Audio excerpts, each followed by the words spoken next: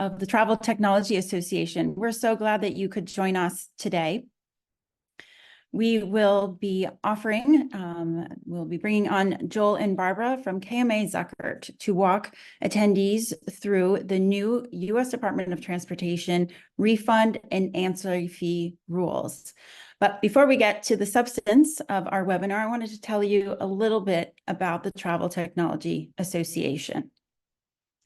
The Travel Technology Association is your trade association in Washington, D.C. and in state capitals. Our job is to advocate for you, travel technology companies. It's true, every travel company is becoming a technology company.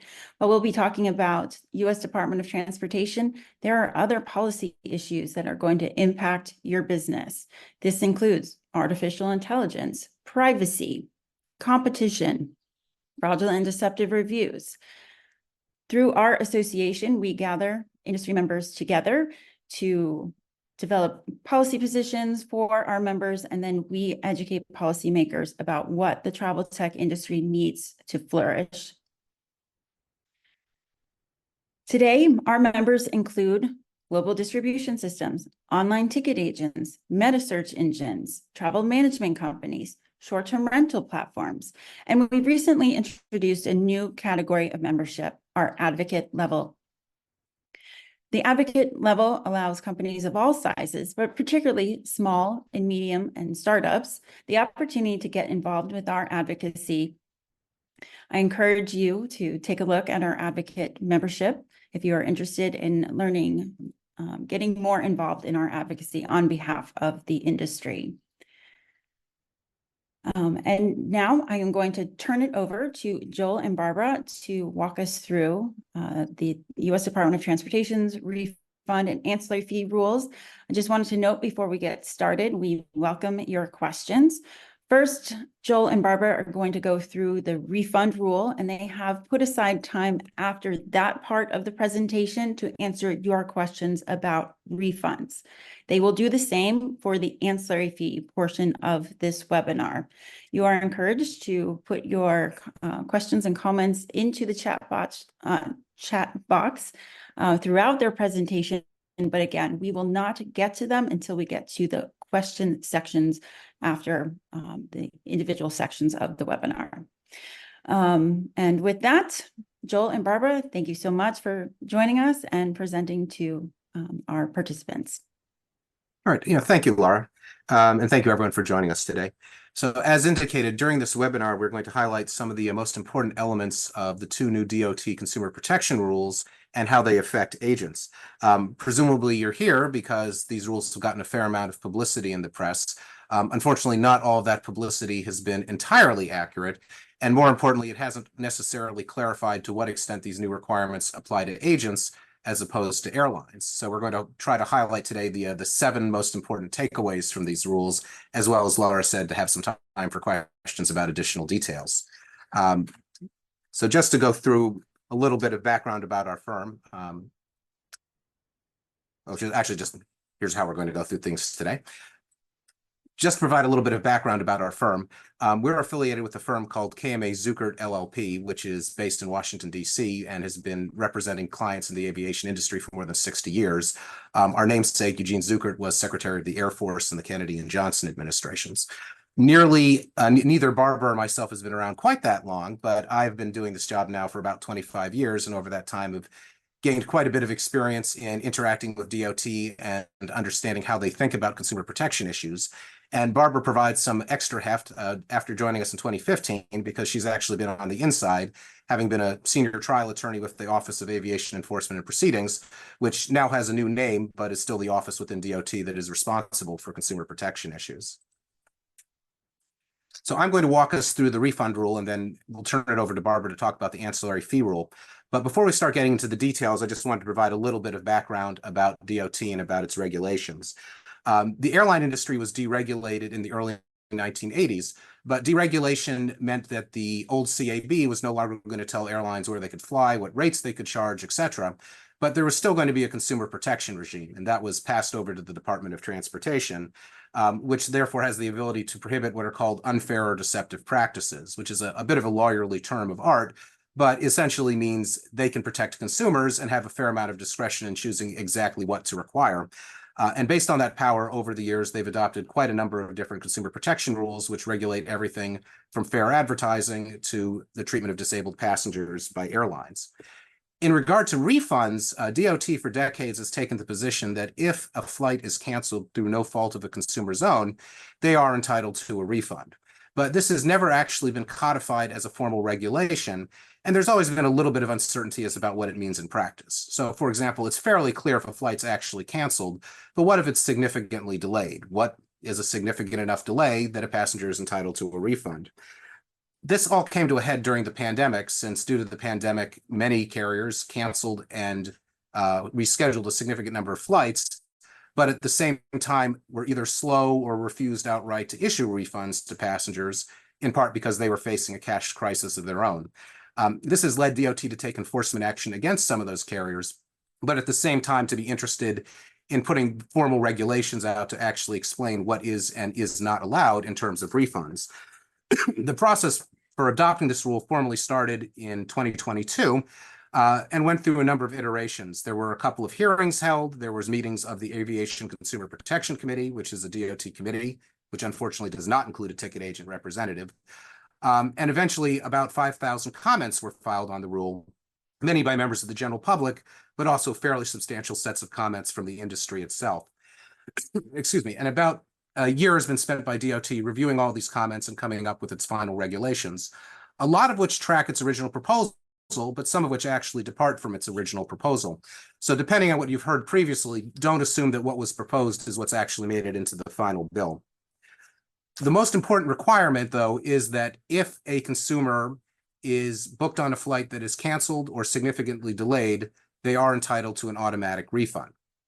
From an agent perspective, though, what that means requires a little bit of explanation, in part because agents aren't in control of the flight, excuse me, and need some cooperation from the airlines to be able to actually issue the refund.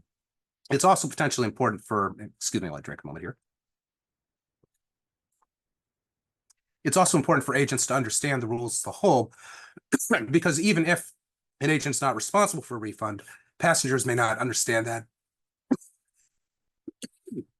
and may ask questions where they need some background in the rules as a whole to understand what they're required to do and perhaps help the passenger reach out to the airline to actually obtain the refund. One other important thing to remember before we start getting into the details is that the implementation date for these rules is not far off in the future. For agents, the implementation date is October 28th of this year. And although that is 6 months away, there's a lot of preparatory work that will need to be done, both procedurally and perhaps with technology. So it is going to be important to understand what needs to be done and get the proper procedures in place fairly quickly. So the first takeaway is these refund rules apply to the so-called merchant of record. This is a term of art, but essentially means the party that billed a consumer's credit card or whatever means of payment they're using, be it Venmo or some other more exotic form. This rule was adopted by the DOT in part to address concerns that agents should not be essentially being a bank for carriers. They're saying that only if an agent has taken responsibility for issuing the booking in the first place should they be the one that's required to issue the refund. And DOT at least thinks that agents are only the merchant of record for about 10% of transactions. But that does raise questions because the average agent may be 10%, but for a particular agent, the figure might be much higher or much lower. It may vary considerably depending on the type of transaction that they're processing. They may not be the merchant of record for a pure air transportation booking, but maybe the merchant of record for an air tour package. So one of the initial questions for agents is going to be to figure out, are they the merchant of record? And potentially, if they can, do they want to continue to be the merchant of record since these new requirements will apply to them?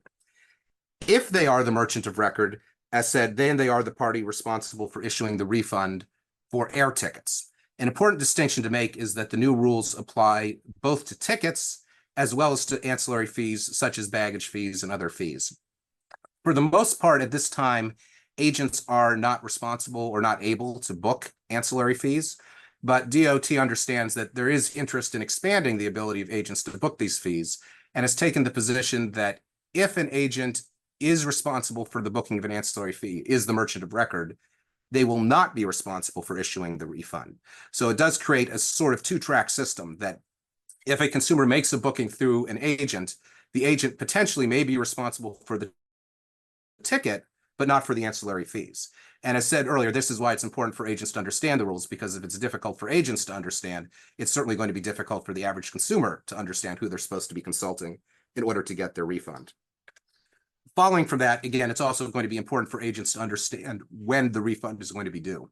Again, it's fairly straight, for the most part, straightforward if a flight has been canceled.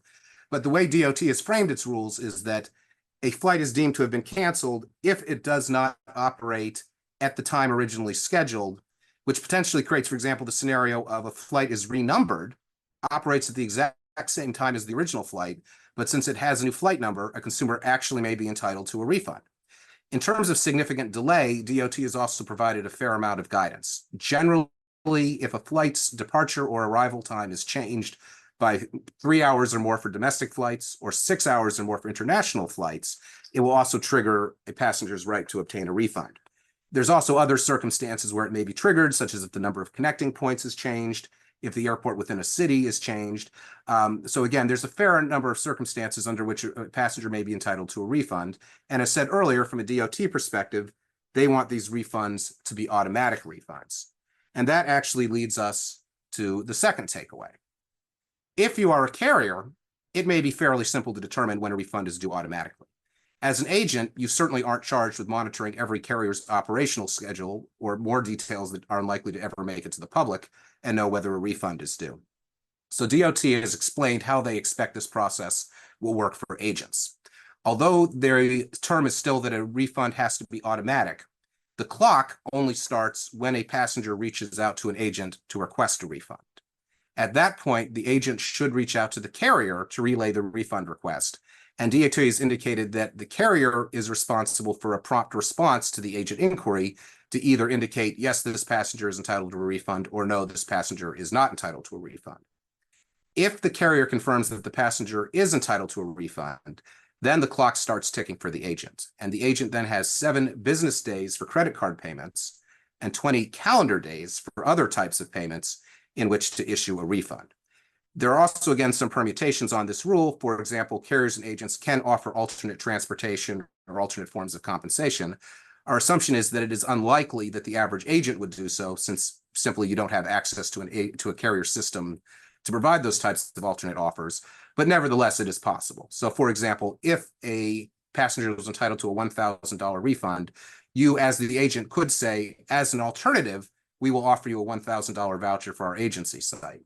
If you do so, though, you will have to be clear to the passenger that they are entitled to a full cash refund and that the voucher is not their only alternative. There are also some unresolved questions here because, again, DOT has set forth the scenario of a refund where a passenger affirmatively requests it from the agent. They have not addressed scenarios such as an airline contacts you to say, you, agent, this passenger is entitled to a refund, you should issue it to them, even if that passenger has never reached out to you to request a refund. So we expect that there are going to be many questions for DOT to resolve as to how these rules are going to work in practice. Historically, the DOT has often issued FAQs to elaborate on its rules once they've been issued, and we are certainly in the process of compiling our own lists of questions, and perhaps some of the questions people may ask today are ones we could add to the list about trying to gain additional clarification from DOT. One more item before we turn on to the next takeaway has to do with service fees. DOT has said that for airlines, service fees generally have to be refundable. But for agents, service fees generally do not have to be refundable. The perception being that when a passenger pays a service fee to an agent, they aren't paying just for the service of booking a ticket, but also for the additional services that agents provide, most notably the ability to search multiple carriers. That said, DOT still has a little bit of uncomfortableness about service fees and also some uncomfortableness about processing fees for actually issuing the refund. So if you are an agent that uses a service fee or may apply a processing fee to a refund, it will be important to read the rules carefully to make sure that you are presenting it to the consumer in a way that's compatible with DOT's requirements. And then the third takeaway we want to talk to in connection with the refund rule is the practicalities of how to handle refunds, given that typically an agent's not going to be in possession of the funds.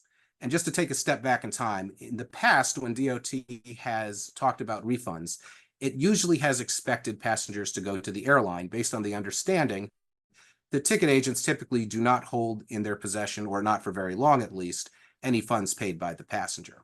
So their past position has been passengers should go to who has the money. Their new position, as mentioned earlier, is that passengers should go to whoever is most convenient for the passenger, which may be the agent, even if the agent doesn't actually have the money in its possession. This unfortunately puts agents in a potentially difficult position. Again, this only applies if they're the merchant of record, but if they are the merchant of record, they may still have in fairly short order turned the payment over to the carrier and not had the money anymore. So DOT still expects the agents to issue the refund within 7 business days for credit cards of getting a go-ahead from the carrier, even if the carrier has not at that point in time sent the money back to the agent. DOT has taken the position that there are incentives for carriers and agents to negotiate, and the market should solve this problem. It's not entirely clear that's an accurate understanding of how the market works. And one thing which we are keeping an eye on is that there is a current bill pending in Congress, which we expect to be voted on at the end of this week, that would actually give instructions to DOT to change this procedure and specify that that airlines do have to promptly hand the money over to agents, so agents are not effectively acting as a bank for the airlines and issuing those refunds.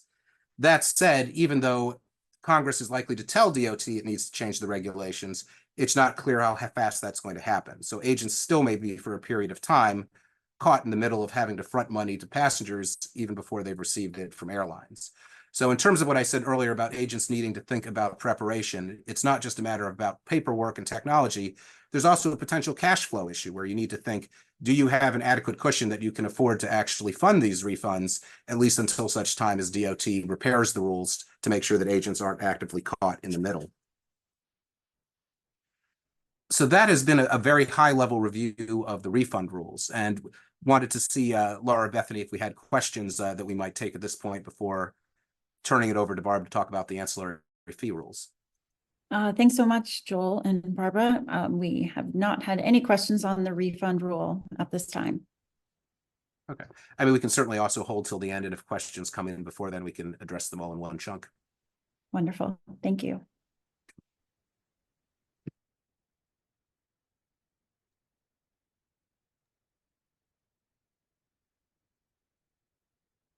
None yet. Oh, sorry, Laura.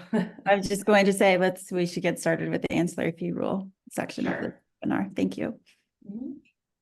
So I will be presenting this section on ancillary fees, and let me advance the slides.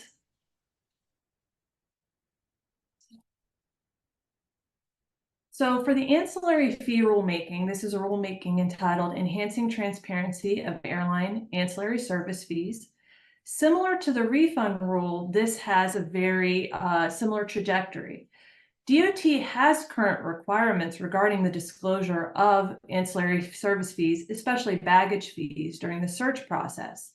In 2011, DOT adopted a rule that on the first search results screen, a notice that baggage fees may apply must be provided to the consumer with a link on where to find those baggage fees. In 2014, DOT toyed with updating that requirement, but ultimately withdrew that rulemaking. After President Biden was elected and issued an executive order on competition, which asked DOT to revisit the disclosure of ancillary service fees, DOT issued this rulemaking in 2022.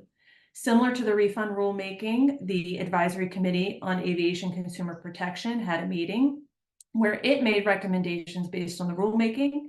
In March 2023, a public hearing was held where members of the public participated and gave their opinions on the proposal.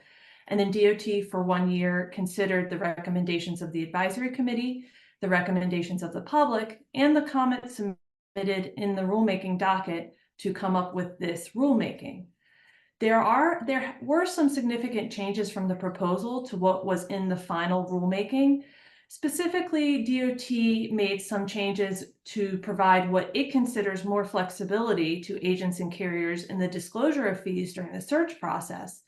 Whether these new additions are actually flexible or not is up for debate. So I will begin with the takeaways. The first takeaway is that the first takeaway is that this rule applies to all agents regardless of size, and they will have to disclose what DOT is considering critical ancillary service fees. The reason I wanted to draw attention to the fact that this applies to ticket agents regardless of size is that typically for consumer protection requirements for carriers and agents, DOT focuses on what are considered large ticket agents or large carriers, because those are the entities that have most impact on consumers. However, DOT has perceived the harm of undisclosed critical ancillary service fees to outweigh the cost to a small ticket agent to comply. In order to give more flexibility to the ticket agents, though, DOT has initiated a staggered deadline for these disclosure requirements. For large ticket agents, which are ticket agents that have annual revenues of more than $25 million, these requirements that I'm about to describe will become effective on October 30th, 2025.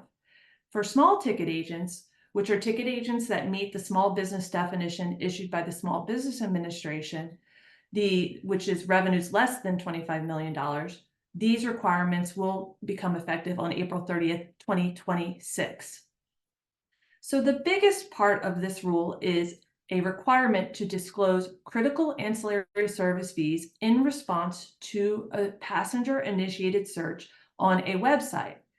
In the initial proposal, DOT was going to require that these disclosures be done in a static text format, listing specific fees for critical ancillary services.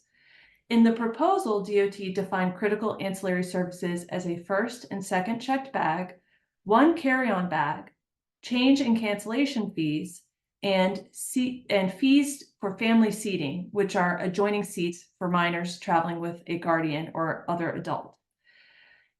DOT has changed this definition of critical ancillary service fees. Now only first and second checked bag and carry-on bag and change and cancellation fees must be disclosed on the first search results page.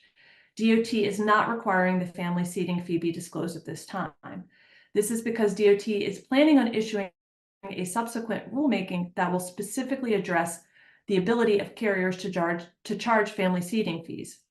Additionally, we anticipate family seating fees will be addressed in the upcoming FAA reauthorization.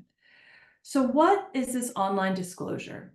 In response to an initiated search, the itinerary search, the first time a fare is presented in response to a search, the specific fees must be disclosed. DOT is now allowing these fees to be disclosed via a pop-up or drop-down menu, but not a hyperlink to a separate web page.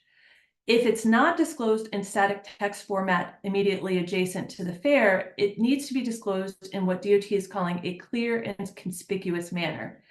DOT is defining clear and conspicuous to be an obvious way for the consumers to understand how to get this information. So this information cannot be hidden in the search results page. It must be very apparent on how a passenger can learn this information. Another significant update to the rule is now, for the first time, DOT is going to require certain offline disclosures for these critical ancillary service fees. While a counselor advising offline a passenger, they do not need to specifically state the fees at the first time a fare is provided as if it was an online disclosure. Rather, they must advise the customer that ancillary service fees may apply and ask the customer if they would like more information about the fees.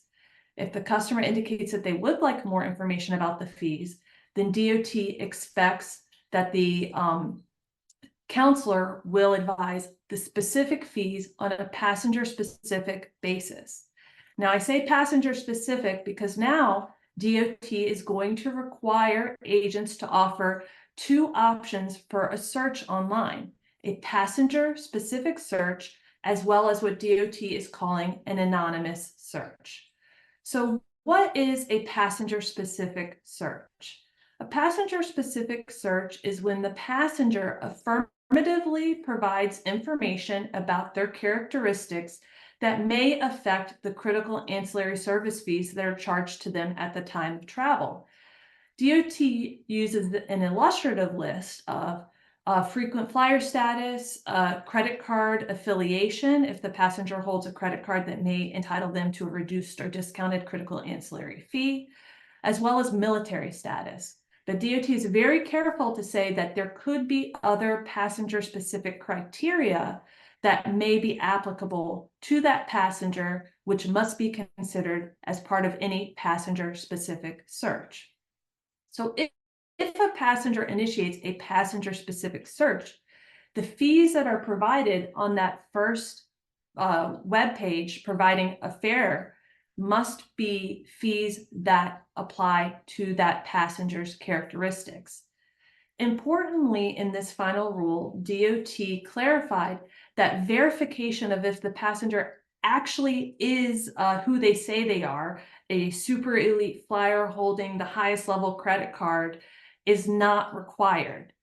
The passenger basically is on the hook for providing accurate information about their characteristics, and DOT seems to indicate that if a passenger complains that they're charged a fee that was undisclosed to them at the time of search, and the agent is able to show that the passenger identified themselves as somebody entitled to, say, a discount, then it's on the passenger because they provided incorrect information.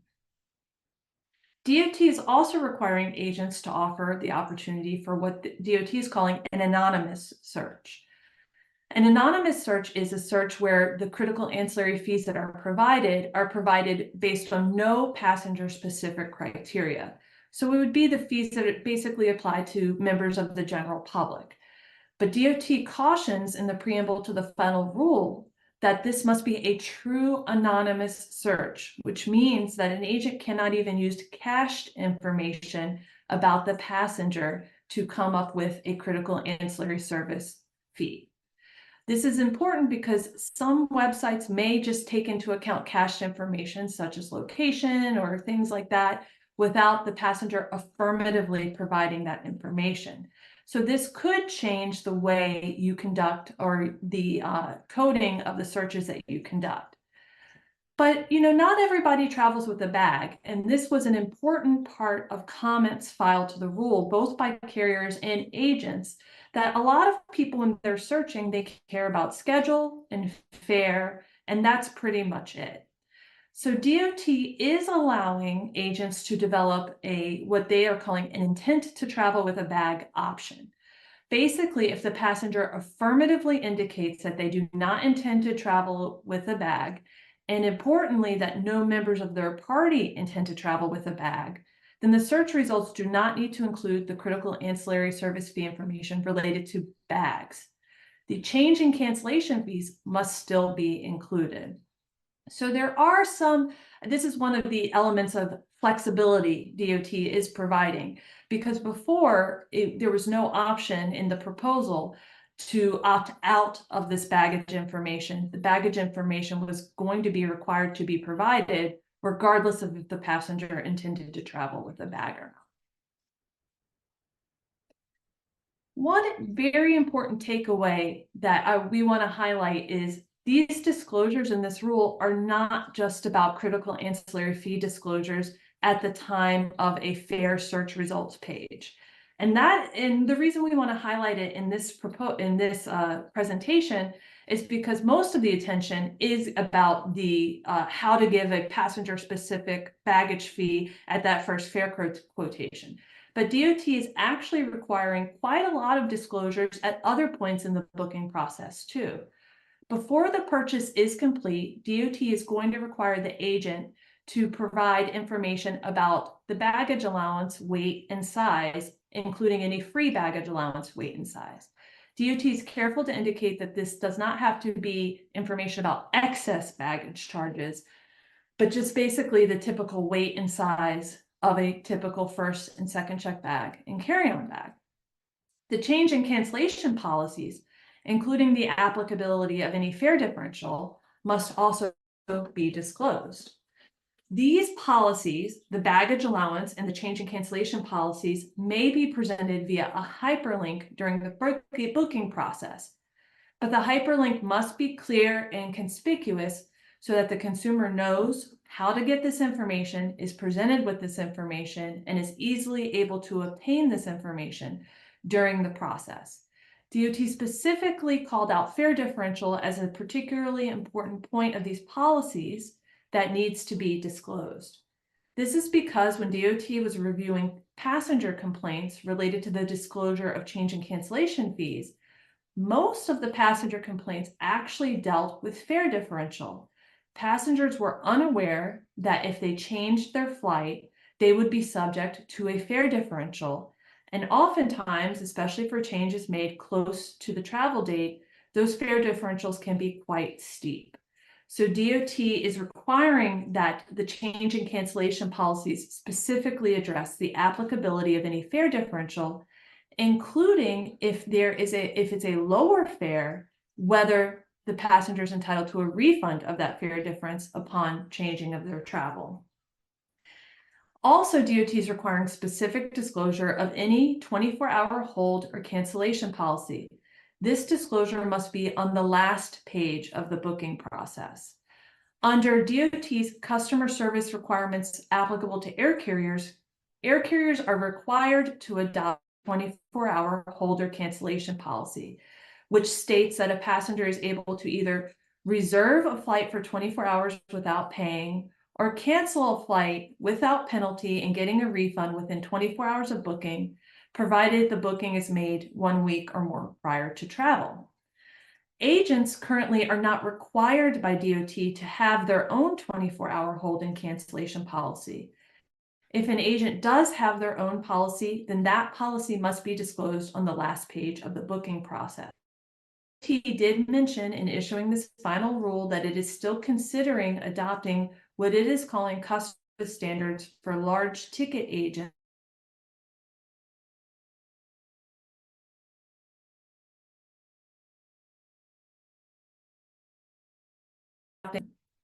We don't know if or when such a rulemaking will be issued, but it is something that we're carefully monitoring.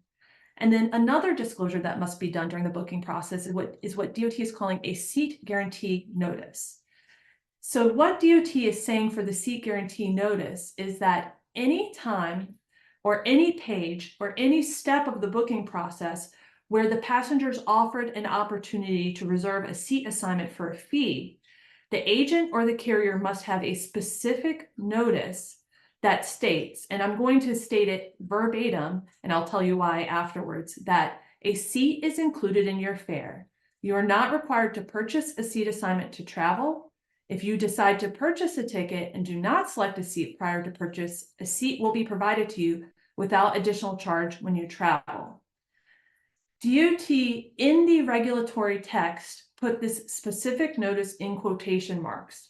This tells us that DOT's expectation about this seat guarantee notice is that it will be verbatim from the rule presented to the passenger at any step of the booking process where a seat assignment is offered for a fee. And then finally, I wanted to highlight changes to e-tickets. So the current rule allows agents in their e-ticket confirmations to provide a hyperlink to the baggage policies and baggage fees of the carrier. And the link can take the passenger to an external website or the carrier's website. But now DOT is changing the rule to require that agents on their e-ticket confirmations provide specific fees for baggage and change in cancellation fees.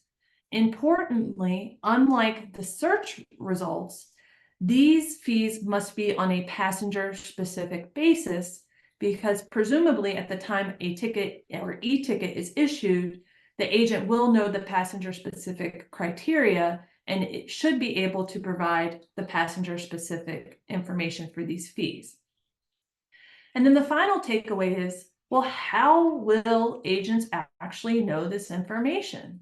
Well, DOT is requiring carriers to share critical ancillary fee data with the agents that they do business with, but critically, DOT is not dictating the method of data sharing that carriers must use to share this information with the agents. DOT is requiring that carriers share this information in what DOT is calling a usable, current, and accurate format. Basically, DOT did not define what this means, usable, current, or accurate, but DOT indicates that it must be provided in a manner so that agents can discern the critical ancillary service fees on both a passenger-specific and an anonymous search, so that the agents can provide this information to passengers in response to a search. But DOT is not requiring that this information be shared through GDSs. Rather, DOT is putting forth a good faith effort standard between agents and carriers regarding the data sharing. What does a good faith effort mean? DOT doesn't exactly define that, but DOT has noted that because agents are required to disclose this information, it would be an unfair practice of carriers to unreasonably withhold this information from an entity that is legally required to disclose this information to passengers. Importantly, DOT has set the deadline for this data sharing very soon. That should say October 30th, 2024. I apologize. And so we do expect that carriers and agents should begin the discussions about data sharing very soon in order to figure out the best method to get this information. Although agents did ask DOT for an enforcement carve-out if the agent did not receive the data in a usable, current, or accurate format, so that the agents would not face DOT enforcement. DOT did not adopt an enforcement carve-out via regulatory text, but rather DOT said it will use its investigatory discretion when it investigates whether an agent has gotten the information or not to determine where the failure occurred, whether it was the failure of the carrier to provide the information in a usable, current, and accurate format, whether it was a failure of the carrier to provide it, to make good faith efforts to provide it to agents. So DOT is still leaving a lot open to its enforcement discretion when it's looking at these data sharing requirements. So that is the final takeaway, and Joel and I are happy to address any questions that you may have. Thanks so much. We do have a number of questions, so I'm going to work backwards. I'm going to start with the ancillary fee rule just because it's so fresh. An anonymous attendee asks, how does the rule anticipate that ticket agents, those that are offline and online, obtain the ancillary fee information if they do not have a direct connection with the carriers? Barbara, I think you just answered this, but if you could just go over that one more time. Sure. So DOT, I think one reason DOT is making the data sharing requirement effective so quickly is DOT will expect carriers to use existing infrastructure to make the sharing, because good faith efforts would include looking at what is existing to ensure that the agents have the information. That's not to say that some carriers won't try to go the direct connection route. And then that's when DOT is going to look at those good faith efforts. If what the carrier is demanding is reasonable, if it's widely available, if it requires expensive technology, DOT didn't really want to get into answering those types of what it considers policy questions. So DOT will mainly be looking on a case-by-case basis. And to Joel's point, the last time DOT had a major consumer rulemaking like this back in 2011, it held several compliance seminars, it issued FAQ documents, and it issued, I think, at least 5 or 6 guidance documents. So I think the data sharing aspect of this is ripe for DOT guidance about how it will interpret these good faith efforts. And I would just add there, that goes back to what I had said about industry developing questions for DOT. if DOT is going to develop guidance, that will obviously in part be based on issues identified by industry, such as DOT has said X, but X doesn't work in the real world. Great. We have another question. For ancillary fees, for example, baggage, is it okay to mention baggage fees apply or carry on for a fee, or do we need to mention the actual fee? So DOT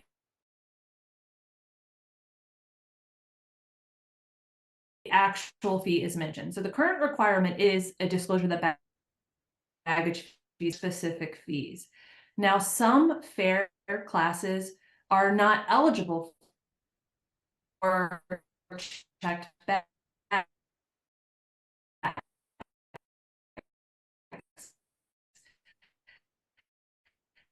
In those situations, we'll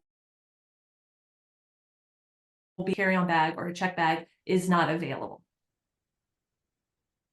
Thank you. I have a question myself with regard to the personalized searches regarding,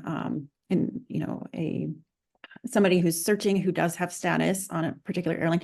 Are the airlines or the carriers required to provide information about different benefits according to certain levels of status on airline rewards programs?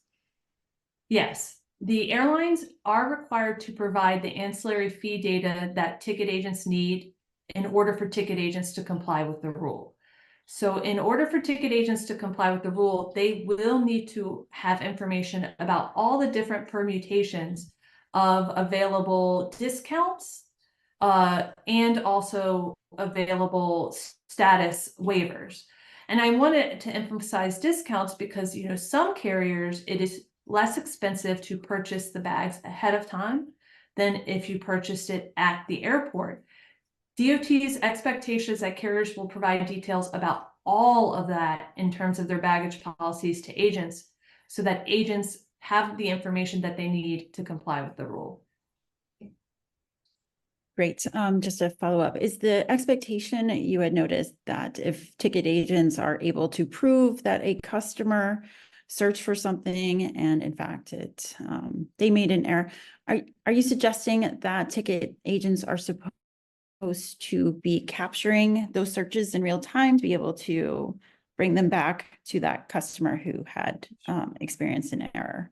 That's an excellent question, Laura. It is not a requirement to do that. However, looking at the way this rule is, I think an agent is well advised to attempt to capture that if it's technologically feasible. And the reason I recommend that is because if a passenger complains and has screenshots that show they were disclosed, a fee for X, it is a good prophylactic measure to say, look, you disclosed that you were a super duper elite, and now you weren't a super duper elite, and these fees don't apply to you. And DOT does say they're going to place the burden on the passenger to accurately describe themselves. So if there's also proof that the passenger did not accurately describe themselves, that's a strong defense. I will say, I personally think that agents need to also sort of think about maybe some disclosures that aren't technically required by the rule, but would benefit them in the long run. For example, many, if not most, carriers, in terms of status discounts, it's status at the time the passenger flies. It's not status at the time the passenger searches. So if that is the carrier's policy, that, yeah, sure, we'll disclose super duper elite status fees to you, but you have to have this status when you fly, it's going to be important that that kind of disclosure is included, maybe not at the first search results page, but maybe as part of that baggage fee policy disclosure that must be provided during the booking process, and which can be provided via hyperlink. I have so many more questions on this, but I want to move on to questions about refunds. For baggage fees, there are typically two types of fees, agency fee and the actual baggage fee from the airline. Do we need to refund the agency fee even if we state this is not refundable? So to go back to what we were saying earlier, for baggage fees, if a carrier facilitates the book payment of a baggage fee to the carrier, DOT has taken the position that the passenger has to approach the carrier to refund the airline baggage fee. DOT has not addressed the refundability of an added fee that's being charged by the by the agent for baggage. This is where we get back to what I was saying earlier, that DOT is somewhat uncomfortable with this issue, but generally is going to give agents a pass to charge additional fees. As said, for a booking, they don't want airlines to do it, but they're giving agents a pass because the agents are providing an added service. So absent additional guidance, I believe that there would not be an obligation on the agent to refund this fee. That said, this might be the type of question that we should include on the list of inquiries to DOT to gain clarity. Obviously, there's the risk that if we ask, we get the answer that we don't like, but at the same time, it's ambiguous enough that although I can give you my sense, I can't say that I can speak for what the people with the DOT are thinking. Great. I see that college, the participant college has his or her hand up. I would encourage you to use the Q&A function to ask your question.